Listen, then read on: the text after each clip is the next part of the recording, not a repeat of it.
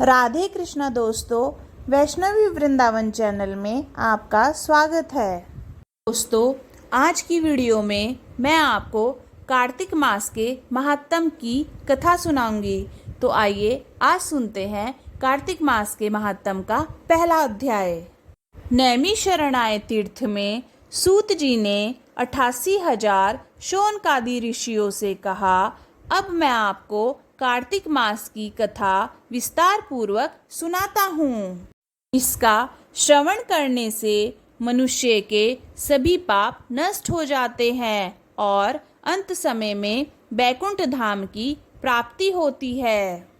श्री सूत जी ने कहा, श्री कृष्ण जी से अनुमति लेकर देव ऋषि नारद के चले जाने के पश्चात सत्यभामा प्रसन्न होकर भगवान कृष्ण से बोली, हे प्रभु, मैं धन्य हुई, मेरा जन्म सफल हुआ।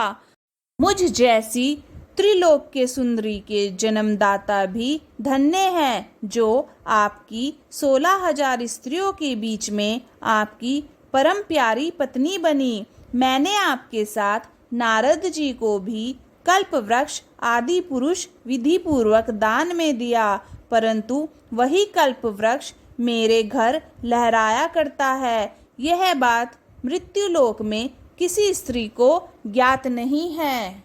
हे त्रिलोकीनाथ, मैं आपसे कुछ पूछने की इच्छुक हूँ। आप मुझे कृपया कार्तिक महात्म्य की कथा विस्तार पूर्वक सुनाइए, जिसको सुनकर मेरा हित हो और जिसके करने से कल्प पर्यंत भी आप मुझसे विमुख न हो।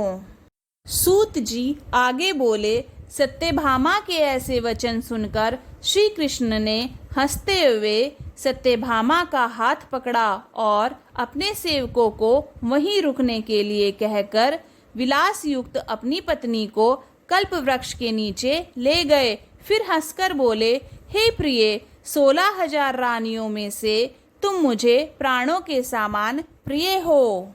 तुम्हारे लिए मैंने इंद्र एवं देवताओं से विरोध किया था। हे कांते, जो बात तुमने मुझसे पूछी है उसे सुनो।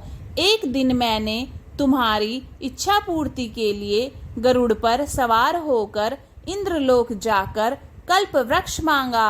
इंद्र द्वारा मना किए जाने पर इंद्र एवं गरुड़ में घोर संग्राम हुआ और गोलोक में भी गरुड़ जी ने गोवों से युद्ध किया। गरुड़ की चोंच की चोट से उनके कान एवं पूंछ कटकर गिरने लगे, जिससे 3 वस्तुएं उत्पन्न हुई। कान से तंबाकू, पूंछ से गोभी और रक्त से मेहंदी बनी। इन तीनों का प्रयोग करने वाले को मोक्ष नहीं मिलता। तब गौओं ने भी क्रोधित होकर गरुड़ पर वार किया, जिससे उनके 3 पंख टूटकर गिर गए। इनके पहले पंख से नीलकंठ, दूसरे से मोर और तीसरे से चकवा चकवी उत्पन्न हुए। हे प्रिय, इन तीनों का दर्शन करने मात्र से ही शुभ फल प्राप्त हो जाता है।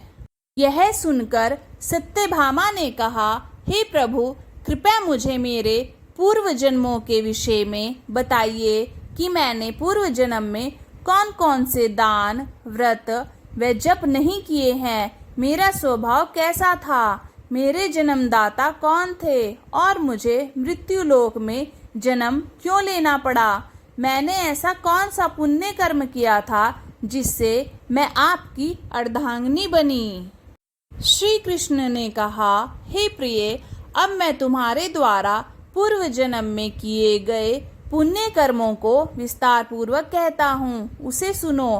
पूर्व समय में सतयुग के अंत में मायापुरी में अत्रि गोत्र में वेदांत का ज्ञाता देव शर्मा नामक एक ब्राह्मण निवास करता था। वह प्रतिदिन अतिथियों की सेवा, हवन और सूर्य भगवान का पूजन किया करता था। वह सूर्य समान तेजस्वी था।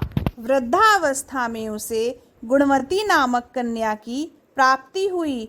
उस पुत्रहीन ब्राह्मण ने अपनी कन्या का विवाह अपने ही चंद्र नामक शिष्य के साथ कर दिया।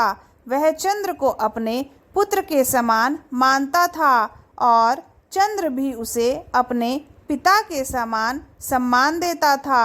एक दिन वे दोनों कुश व समिधा लेने के लिए जंगल में गए।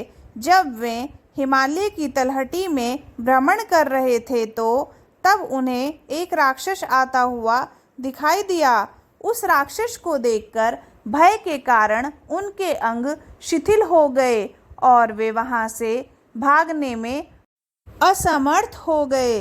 तब उस काल के समान राक्षस ने उन दोनों को मार डाला। चूंकि वे धर्मात्मा थे, इसलिए मेरे पार्षद उन्हें मेरे बैकुंठ धाम में मेरे पास ले आए। उन दोनों द्वारा आजीवन सूर्य भगवान की पूजा किए जाने के कारण मैं दोनों पर अति प्रसन्न हुआ।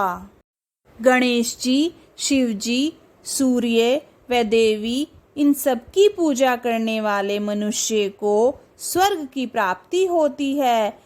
मैं एक होता हुआ भी काल और कर्मों के भेद से 5 प्रकार का होता हूँ। जैसे एक देवदत्त, पिता, भ्राता आदि नामों से पुकारा जाता है। जब वे दोनों विमान पर आरूढ़ होकर सूर्य के समान तेजस्वी, रूपवान, चंदन की माला धारण किए हुए मेरे भवन में आए तो वे दिव्य भोगों को भोगने लगे। दोस्तों, इसी के साथ कार्तिक महात्म का पहला अध्याय समाप्त होता है। अगर आपको यह वीडियो अच्छी लगी तो वीडियो को लाइक कीजिए, चैनल को सब्सक्राइब कीजिए और कमेंट बॉक्स में लक्ष्मी नारायण लिखिए। जय श्री लक्ष्मी नारायण।